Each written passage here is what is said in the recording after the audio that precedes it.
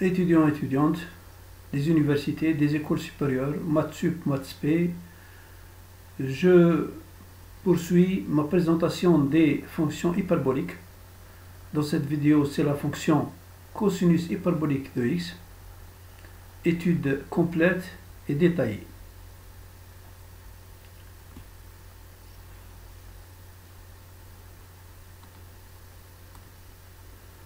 Donc, étude de la fonction cosinus hyperbolique de x, la définition. Vous voyez bien la définition, c'est exponentielle de x plus exponentielle de moins x sur 2. Domaine de définition, donc la fonction cosinus hyperbolique de x est définie partout, quel que soit x appartenant à l'ensemble des réels R. La dérivée de cosinus hyperbolique de x est égale à sinus hyperbolique de x, comme vous voyez là. La limite quand x tend vers plus l'infini de cosinus hyperbolique de x égale plus l'infini. La limite quand x tend vers plus l'infini de cosinus x, cosinus hyperbolique de x sur x égale plus l'infini. Et le cosinus hyperbolique de 0 est égal à 1. La fonction cosinus hyperbolique de x est paire.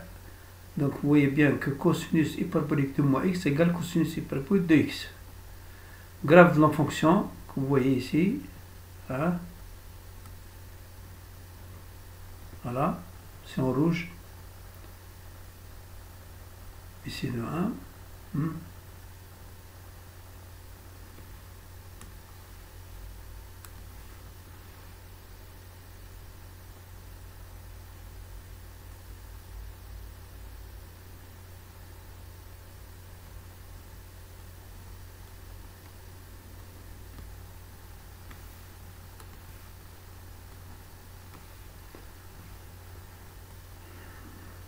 Alors la fonction réciproque de cosinus hyperbolique, c'est argument de cosinus hyperbolique x.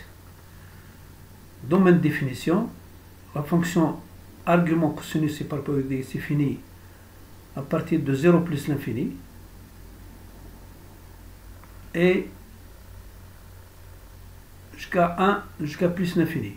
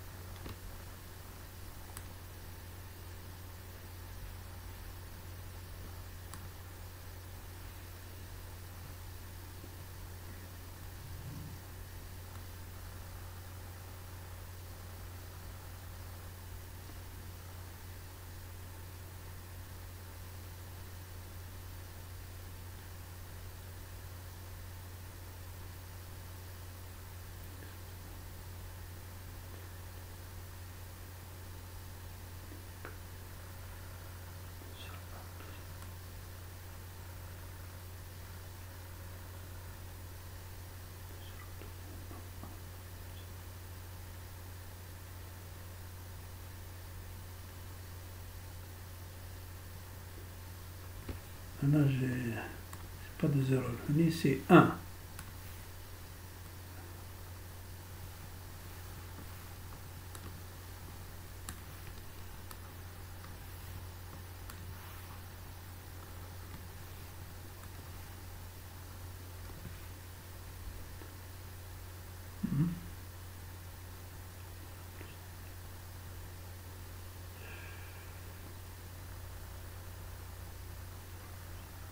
Voilà.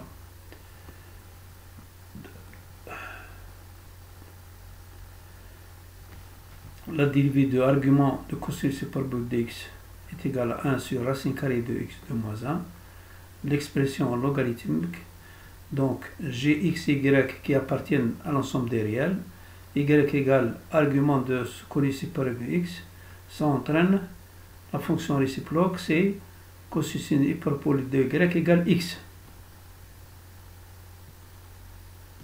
Mais selon la définition, la cosinus hyperbolique de y égale exponentielle de y plus exponentielle de moins y sur 2 égale x. Ça nous donne ça. Donc nous aboutissons à une équation de second degré avec comme variable y égale exponentielle de y. Je calcule le déterminant. Voilà, 4 facteurs de x2 moins 1. Et je calcule les deux solutions. Voilà les deux solutions. y1 égale x plus racine carrée de x2 moins 1. Et y2 égale x moins racine carrée de x2 moins 1. Comme y exponentielle de y est positive, donc on doit choisir la solution positive. Alors qu'est-ce qu'on va faire? Donc x plus racine de x2 moins 1 est supérieur à x. Hein?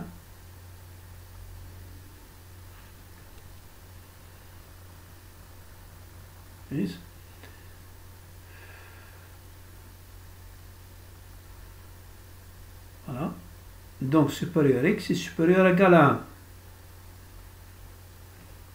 Et x moins racine carrée de x2 moins 1 est inférieur à x inférieur à 1. Mais on sait que x plus racine carrée de x2 moins 1 multiplié par x moins racine carrée de x2 moins 1 est égal à 1. Alors, la solution à adopter, c'est x plus racine carrée de x2 moins 1. On écrit grand y égale exponentielle de petit y égale x plus racine carrée de x2 moins 1. Et de là, on a y égale logarithme népérien de x plus racine carrée de x2 moins 1. Ça veut dire que l'argument de cosinus hyperbolique de x égale logarithme népérien de x plus racine carrée de x2 moins 1. La figure, vous voyez, graphe, c'est la figure numéro 1. Voilà, c'est ce qui est en bleu. Voilà. Donc, le x va varier de 1 à plus l'infini. Vous voyez, de 1 à plus l'infini. Mais le y varie de 0 à y prime 0 x prime x. Le y va varier de 0 à plus l'infini. C'est ce que j'ai déterminé au départ. C'est-à-dire de 1 à plus l'infini jusqu'à 0 à plus l'infini. L'antécédent et l'image. Voilà. C'est ce qui est en bleu.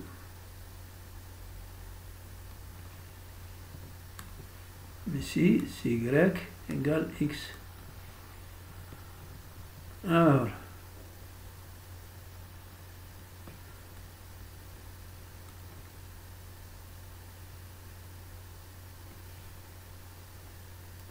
je vous remercie de votre attention.